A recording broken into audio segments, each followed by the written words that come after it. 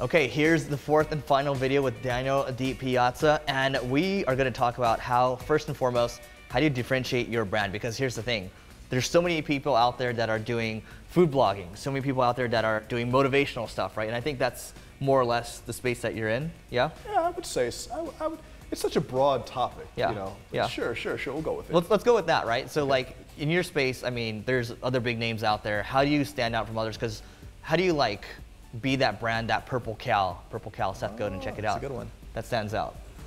Okay, so this is a really good question. It's very important. There's two ways you can go about this, okay?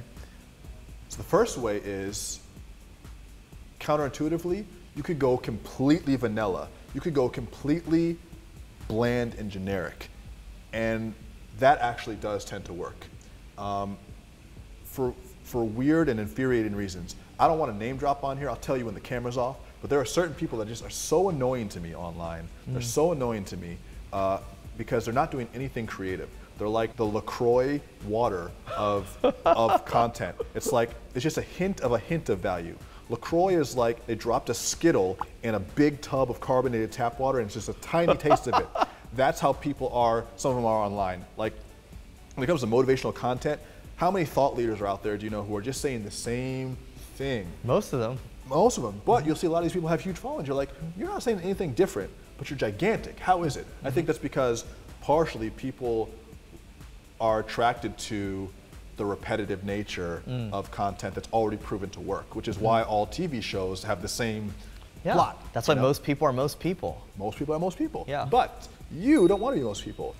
So what you can do is you can think, okay, what about me is interesting and unique, and what don't I want people to know? There's a woman on YouTube. This is her YouTube channel. Her name on there on YouTube is Amelia Fart. Amelia Fart. Check her out. Fart. Amelia Fart. Like, okay. Yeah. Amelia Fart. Amelia Fart, marching in a row for red. Amelia Fart, she's like one in a million. She'll do these videos from her bathtub. I think she calls them bang bangs, where she's just like eating huge meals and she's just ranting. And she has all these crazy different little characters she plays. And she has like, you know, I think 300, 400,000 followers. Wow. And you're like, okay, what's her formula? What's her strategy for getting popular? Her strategy is she's just being her fucking self. You know, the weirder you are, the better it works. The more you try to like analyze, there's a certain amount of analysis you can do in terms of like what works on YouTube and like how do I shoot things, how do I organize it, like there's that aspect of it. But your personal brand, you have to let your quirks out. You have to be honest about the things that you'd be scared to tell people, which is why creating original good content can be challenging because you're like, oh, I don't want to talk about that, I don't want to talk about that. I just did a video with Gerard for the Leaders Create Leaders thing, and that video I was talking about psychedelics. So we're talking about 5-MeO DMT, LSD, all that stuff. And nobody talks about that stuff. I was scared for years to talk about these experiences because I was afraid that the whitewashed image that entrepreneurs put out there of being perfect and having all their shit together and not doing anything that, you know, just staying straight and narrow. I was afraid that people would tear me down for that. Even my parents were like, you're gonna put that out there? I don't even like you doing that. You're gonna put that out there? And I realized that this is something that has had such an impact on my life that it'd be lying by omission to not talk about it. And the whole idea is we all have things like that. We all have things that like we're like, oh, well, that's off the table for talking about. And those are the things you have to talk about because everybody else is already talking about the generic shit. You can talk about generic stuff and you can get popular, but you're just gonna be popular being a vanilla piece of cardboard. And no one wants that. And also, no one at their core really respects that. When people feel like they know you through your work, that's when you're able to create something that's much bigger than just you, right? You know? And so it takes courage.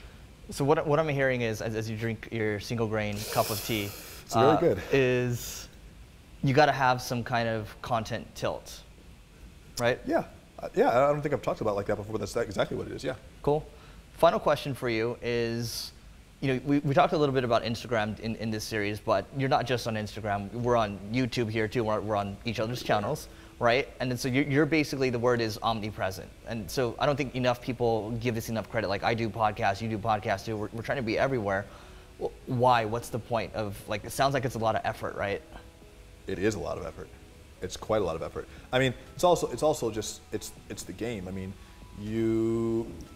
you start with one channel, and then you get to a point where you realize that if you have a goal of growing, you have to be able to go both wide and deep.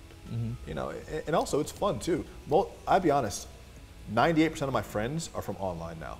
98% of my friends are people that I met on a podcast. Yeah, you're 99%. 98% of my friends are people that I met online, on a podcast, on YouTube, on Instagram. So it just makes life more fun for me, you know? Right, I think that's reality, because I mean, literally what happened a couple months ago is like, I was at a conference and one guy pointed at me, he's like, oh, podcast guy, right? And then what happened was, then he saw me on like a LinkedIn post, and then he ended up reaching out to us, He called right? you podcast guy? Yeah, he's like, oh, podcast guy, and he's like, hey Eric, my name's this, right? So I just think, you know, Neil and I on the other podcast, Marketing School, we talk about all the time the rule of 7, right? And the older I get, right, old millennial, the older I get, the more I realize like that's actually true. You kind of got to be everywhere, and then you'll be top of mind all the time, right? Yeah, it's true. And I mean, you know, I think some people will. You're always gonna have like your diehard fans, but I think for the ones that don't know you, to bring them into your universe, you have to be in more places than one. Daniel, thanks so much for doing this. And if you guys enjoyed this video, if you guys want to continue to grow your life, grow your business Everywhere. Growth everywhere. Make sure you subscribe and leave a comment. Tell us what you plan to actually do with this stuff. Subscribe somewhere. See you later. Wherever this video is playing.